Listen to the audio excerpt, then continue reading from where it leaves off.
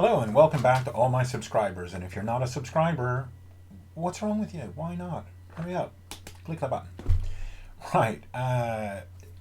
Just quickly today, I was reading through yet another Dr. Dobbs journal, and I found a really interesting thing called the worm memory test, which basically is an assembly language program that is a worm that burrows through the memory of your computer, and it reports findings or errors in the memory back to a manager stub in the program, and then that outputs that so that you can see any issues. Now, what was interesting to me about this, it's of no use to anyone unless you've got a computer with a Motorola 68K CPU.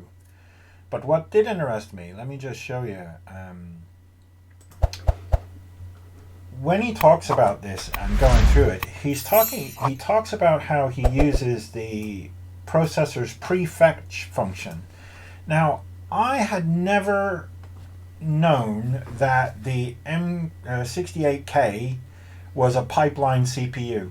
I really didn't realize that. I thought it was just, well, I didn't know.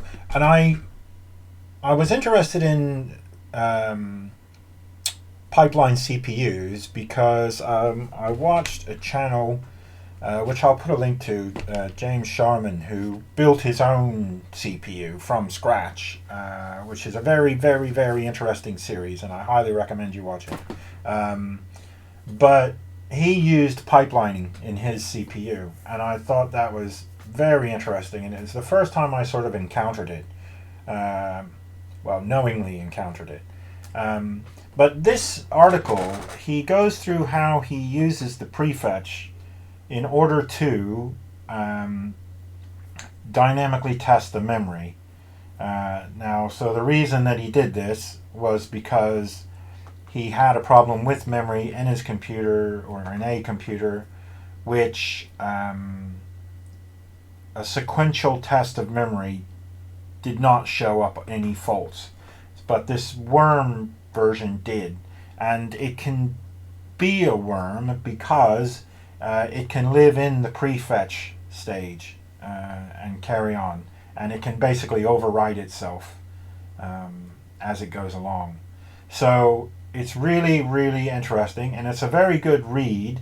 And if you wanted to read through the source code, that is in here as well, a few pages back up. But it's a really interesting article. But for me, what was the most interesting was I honestly did not know that a 68K was a pipeline CPU.